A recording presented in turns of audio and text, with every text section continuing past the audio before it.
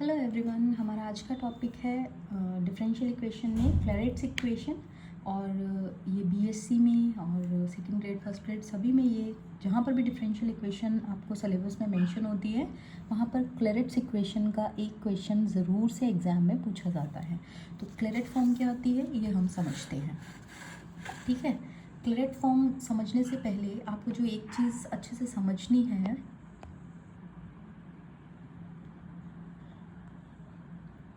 Claret form समझने से पहले जो एक चीज़ आपको अच्छे से समझनी है वो है आपको लैग्रेंजेस इक्वेशन पता होनी चाहिए, ठीक है। लैग्रेंजेस इक्वेशन क्या होती है? लैग्रेंजेस इक्वेशन होती है अगर कोई equation y is equals to f, यहाँ पर हम लोग ले लेते हैं g, कोई p का फंक्शन है और यहाँ पर एफ पी है। अगर कोई इक्वेशन इस फॉर्मेट की है तो हम उसे बोलते हैं लैग्रेंजेस इक्वेशन। और अगर कोई इक्वेशन में क्लैरेट्स इक्वेशन कब बनेगी? अगर लैग्रेंजेस इक्वेशन में इस जीपी की वैल्यू सिंगल, ये जो जीपी फंक्शन है वो पी रिजल्टेंट में देता है। अगर मतलब अगर जीपी की वैल्यू पी है तो हम इसे कहेंगे ये हमारे पास क्लैरेट्स इक्वेशन है। और क्लैरेट्स फॉर्म में आने के बाद इसका सोल्यूशन कैसे होता है? We just replace p by c. हम p की जगह पर c सब्सटीट्यूट कर देते हैं तो हमारे पास क्या मिल जाता है? क्लैरेट्स इक्वेशन का सोल्यूशन मिल जाता है। मतलब कोई भी डिफरेंशियल इक्वेशन अगर इस फॉर्मेट में है तो हम बेसिकली उस p की जगह पर अगर c सब्सटीट्यूट कर दे तो हमारे पास इस डिफरेंशियल इक्वेशन का रिजल्ट आ जाता है। अब आप कहेंगे कि ये डिफरेंशियल इक्वेशन कैसे है, यहाँ तो कहीं पर भी dy बाई डी एक्स नहीं है। तो इन इक्वेशन में ये जो p हमें दिया होता है, एक्चुअली ये स्मॉल p होता है, तो ये जो p हमें दिया होता है वो dy बाई डी एक्स ही होता है। तो जो इक्वेशन इस फॉर्मेट में हो, यहाँ पर p का कोई भी फंक्शन हो सकता है, अगर हम उसमें p की जगह पर c सब्सटीट्यूट कर दें तो हमारे पास उस डिफरेंशियल इक्वेशन का रिजल्ट आ जाता है। तो ये एक शॉर्ट मेथड भी होता है कि आप किसी भी इक्वेशन को इस फॉर्मेट में अगर ला सकते हो और इस फॉर्मेट में ले आते हैं तो हम उसे बोलते हैं क्लैरेट्स इक्वेशन। और इस क्लैरेट के इक्वेशन में अगर हम p की जगह c सब्सटीट्यूट कर देते हैं तो हमारे पास उस डिफरेंशियल इक्वेशन का सोल्यूशन आ जाता है। एक एग्जांपल अगर मैं इसका देना चाहूँ तो sine x p minus y is equals to, अगर p दिया हुआ है और आपको बोलता है कि इस डिफरेंशियल इक्वेशन का सोल्यूशन बताएं where p is dy by d x, तो हम क्या करेंगे? हम इसे यहाँ ले जाएंगे तो ये हो जाएगा x p minus y is equals to sine inverse p। अगर मैं इसे सिस्टम से लिखूँ तो y is equals to x p minus sine inverse p। क्या ये क्लैरेट फॉर्म में है? y is equals to x p plus f p. क्या इस फॉर्मेट में है? ये बिल्कुल इसी फॉर्मेट में है। तो अगर ऐसी कोई डिफरेंशियल इक्वेशन आ जाती है जो क्लैरेट्स फॉर्म में है तो हम लिख सकते हैं this equation is in Clairaut's form या क्लैरेट्स इक्वेशन फॉर्म। तो इसका सोल्यूशन क्या आ जाएगा? y is equals to x c minus sine inverse c. ये लीजिए, ये आंसर हो गया आपका। बहुत शॉर्टली ये क्वेश्चन हम लोग सॉल्व कर सकते हैं। अगर हम उस इक्वेशन को क्लैरेट फॉर्म में ले आते हैं तो हमारा क्वेश्चन बहुत इजीली और बहुत जल्दी सॉल्व हो जाता है। तो क्लैरेट फॉर्म क्लियरली आपके सिलेबस में मेंशन है, क्लैरेट्स इक्वेशन, आप इसे इजीली फाइंड आउट कर सकते हैं। कुछ इक्वेशंस तो डायरेक्ट बन जाएंगी लेकिन कुछ इक्वेशन के लिए हमें कुछ सब्स्टिट्यूशंस लगाने पड़ेंगे। तो पहले हम वो करते हैं जो डायरेक्ट बन जाएंगी। जैसे सपोज अगर ये दिया हुआ है 10xp minus y is equals to p, तो सेम क्वेश्चन है, ये करेंगे हम xp minus y. Within flash of second we can solve this question. So here y is equals to xp minus 10 inverse p। और ये Clairaut's form है तो हम इसे लिखेंगे y is equals to xc minus 10 inverse c। That is the answer. ये इस differential equation का सोल्यूशन है। ओके ओके, चलिए अब हम बुक के कुछ क्वेश्चंस ले लेते हैं और इसे क्लैरेट फॉर्म को, क्योंकि कई बार ये तो डायरेक्ट बन रही थी, हमें कोई दिक्कत नहीं, हम यहाँ पर इसको पुट करके इस फॉर्मेट में ला सकते थे। ये बहुत बेसिक क्वेश्चंस हैं लेकिन ये दिखने में थोड़े टिपिकल लगते हैं तो ये क्वेश्चन एग्जाम में पूछे भी जाते हैं और ये तो पूछे भी गए हैं। एक क्वेश्चन और हम लोग ट्रिग्नोमेट्री के अकॉर्डिंगली, ये ट्रिग्नोमेट्रिक जो रेशियोज होते हैं इनके अकॉर्डिंगली लेकर चलते हैं जो इस फॉर्मेट में हमें दिए होते हैं। फिर हम उसके बाद ऐसी इक्वेशन पर चलेंगे जिन्हें क्लैरेट फॉर्म में कन्वर्ट करना होगा। ओके, तो एक क्वेश्चन हम लोग लें, sine p x cos y equals to cos p x sine y plus p, ये दिया हुआ है हमें, और आपको ये कह रहा है कि ये डिफरेंशियल इक्वेशन है where p is d y by d x. नहीं भी दिया हो तो भी ये स्टैंडर्ड होता है कि पी जो है ये d y by d x होगा, अगर उसने डिफरेंशियल इक्वेशन बोल दिया है तो।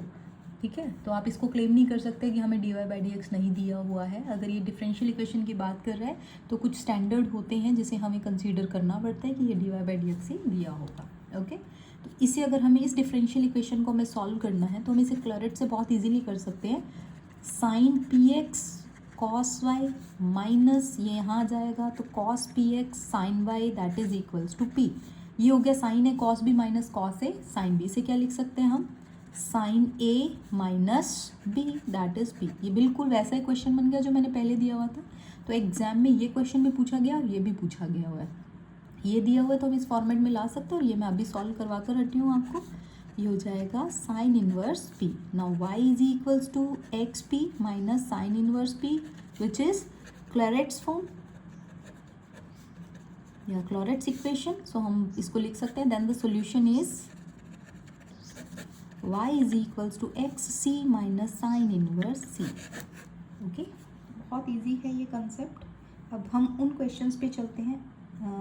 चलिए, एक क्वेश्चन आर एस प्री 2009 में पूछा जा चुका है। ये क्वेश्चन आर एस प्री 2009 में पूछा गया क्वेश्चन है। पहले एग्जाम पैटर्न डिफरेंट होता था, उसमें मैथमेटिक्स भी पूछी जाती थी। Differential equation was also a part of the syllabus. So y is equals to p x plus log p, ये दिया हुआ है। अब आपको कह रहा है ये डिफरेंशियल इक्वेशन सॉल्व कीजिए।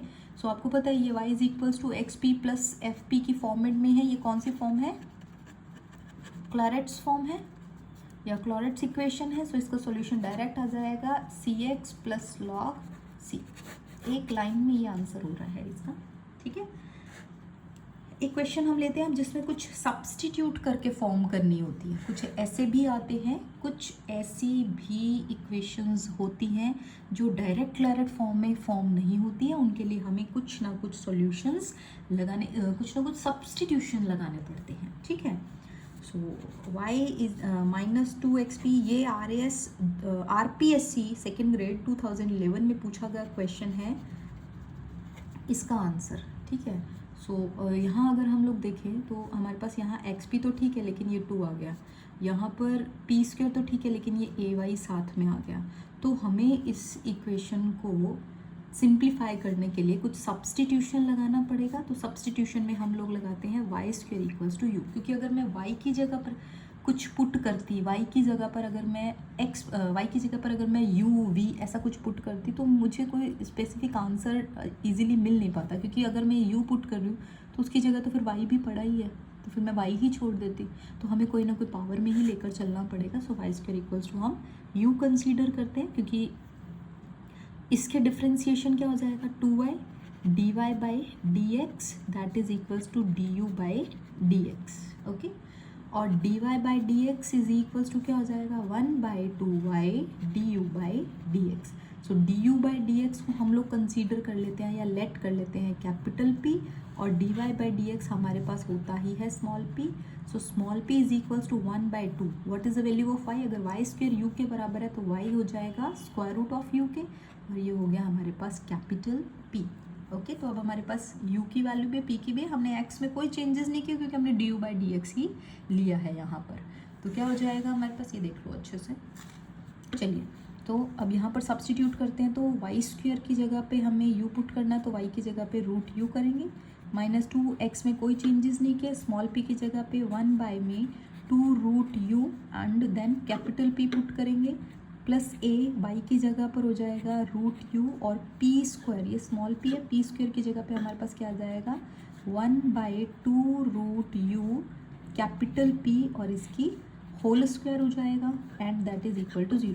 ये हो गया हमारे पास 2 से 2 कैंसिल, ये एलसीएम लेंगे तो हो गया u minus x p, plus ये इधर भी मल्टीप्लाई हो जाएगा, ये कैंसिल हो जाएगा और ये बन जाएगा p, और हमारे पास क्या आ जाएगा यहाँ से, ये रूट यू यहाँ मल्टीप्लाई हो जाएगा, u से u कैंसिल हो जाएगा और p, और यहाँ से आ जाएगा हमारे पास a and that is divided by 2 2 ज़ा 4, और ये हो जाएगा p square that is equal to 0।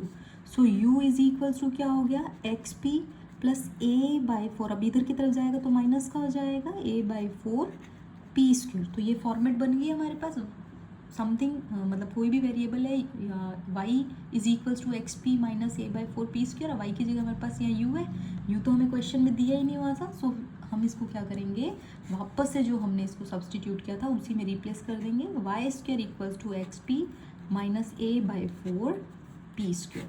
सो कुछ इक्वेशंस हैं वो डायरेक्ट कन्वर्ट हो जाती है, कुछ इक्वेशंस को हमें कन्वर्ट करना पड़ता है। एक वेरिएबल ये रहा, एक दूसरा वेरिएबल ये रहा, तो हमने x और y में जो इक्वेशन थी हमने u और x में कन्वर्ट कर दी है इसे, और ये हमारा सोल्यूशन आ जाएगा। ठीक है, अब सोल्यूशन करना था तो हमें p की जगह c सब्सटीट्यूट करना था, p की जगह c सब्सटीट्यूट कर दिया हमने, ये हमारा आंसर हो जाएगा। ठीक है, बहुत सिंपल है, बहुत सिंपल है, और बहुत छोटे छोटे क्वेश्चंस एग्जाम में आते हैं, और अगर आप इसे इजीली कर लेते हैं तो बहुत इजीली ये सॉल्व हो जाएगा। एक क्वेश्चन और उठाते हैं हम ऐसा ही, इसे सॉल्व करते हैं। And the question is x p square minus y p plus two that is equal to zero. ये क्वेश्चन है, इसे अगर हम लोग लेकर चलें so y p is equals to x p square minus plus two, ये इधर चला गया, y is equals to x p plus two by p, ये लीजिए, ये तो डायरेक्ट हमारे पास क्लैरेट फॉर्म में है, सो इसे लिखेंगे x c plus two by c. हमने सिर्फ और सिर्फ किस फॉर्म में रिप्लेस करना था, हमने सिर्फ इसको किस फॉर्म तक लेकर आना था, क्लैरेट फॉर्म तक लेकर आना था। देखो क्लैरेट फॉर्म में है ये, फिर जब क्लैरेट फॉर्म में आ जाती है तो सोल्यूशन कैसे दे देते हैं, p को रिप्लेस कर देते हैं हम c से। So this is the answer. Okay, ये भी RPSC HM 2012 में पूछा गया क्वेश्चन है। आई होप ये कंसेप्ट आपको क्लियर हो गया होगा। इसके अलावा भी अगर कोई क्वेश्चन है तो आप मुझसे पूछ सकते हैं। Thank you.